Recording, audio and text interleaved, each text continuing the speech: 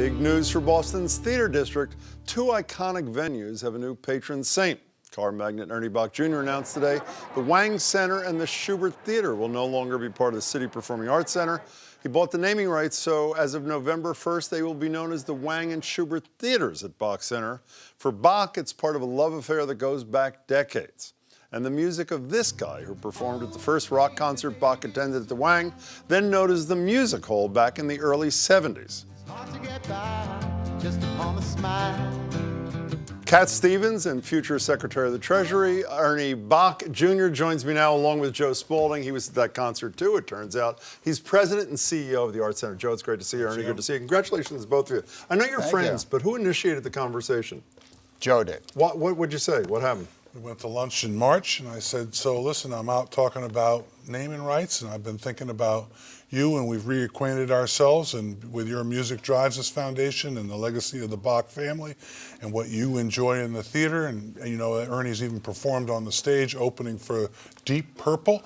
I said, so Ernie, would you consider this? And Ernie said, no, absolutely not. No, I did. I said, because that's, you know, that's not something that I normally would do, and to me it was too big of a thing. And so why'd you do it? And we got talking, and we have the same ideas, and the theaters are excellent, and I love the theaters, but the community outreach that Joe does in the Wang and the Shubert it's unparalleled, and that's what draws. Well, you also do your foundation, Music Drives Us, in the schools and all that sort of stuff. So, how much money you spent on this thing? A lot. What's a lot mean? Oh, it's a boatload. Citibank, the Shirley Leung said, nothing, 1.1 and 1.6 million. Nothing compared. Are you really spending more on this? Oh my God! You know, raise your right hand. Is that true? You can't even count that much money, Jim. Is that true? You can't even count. Is it true? He has a great quote. It's more than a buck. Okay, fine. Why him? For simple reason. Well, one of the things, you know, Citibank was a good partner, but they're a major global bank. They're not local. They're not from here. And you found somebody who has the same passion for the theater, the same passion for music, and we both, when we talk about what we share in value, we both believe, simple statement, the arts keeps us a civilized society. He doesn't make you nervous? And he doesn't make me nervous at all right? I asked him the same question, do I make you nervous?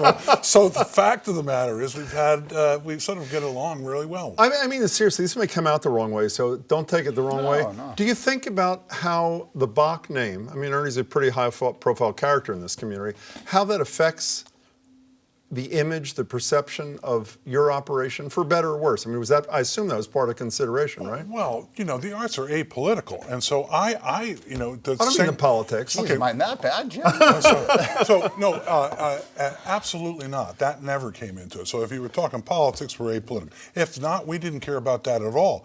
What we care about is someone who's compassionate, someone who's there, and you know, the fact is that Ernie's been there enough that he can do the damn tour, not me, right? Will his involvement have any impact on what people see on the stage?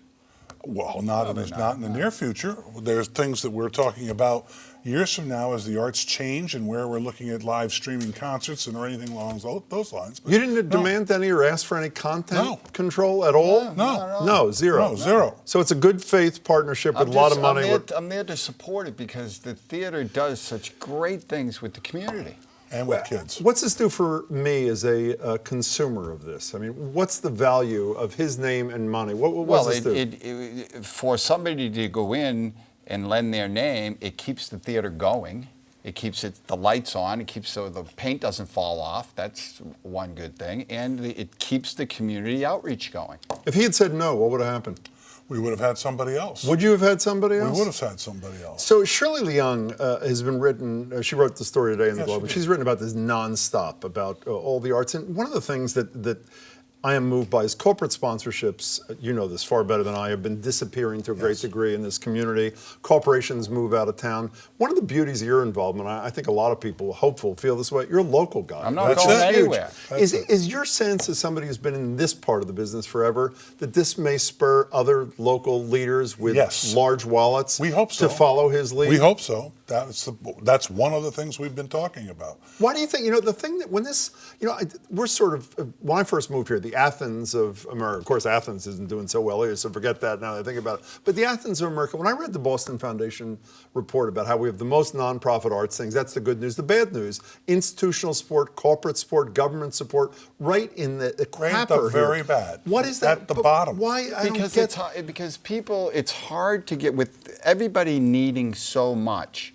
Cultural and the arts takes a back seat. I mean, look, they're devastating the music programs in the schools, and that's the last thing they should be doing. I don't know what, they don't understand, Joe. I don't know what it is. And so we both believe that the arts turn on that right side of your brain, make you a little more creative person, and then you're a better person. And for the kids that we work with, that's the whole premise. Absolutely. I think it's fabulous. So what did Captain Renault say is the start of a beautiful friendship? I know you had a friendship before. Is there more you guys have been talking about beyond the Wang and the Shubert? Sure there is. What? All kinds of things. Like what? What is this? Like the money answer? Like give me a sense of. I think that the exciting part about it is that you're right. It is someone who is local and who is passionate and cares about it. So we sit down at the dinner table, or we sit at the lunch table, or we go out to have a drink. We talk about the future of this business.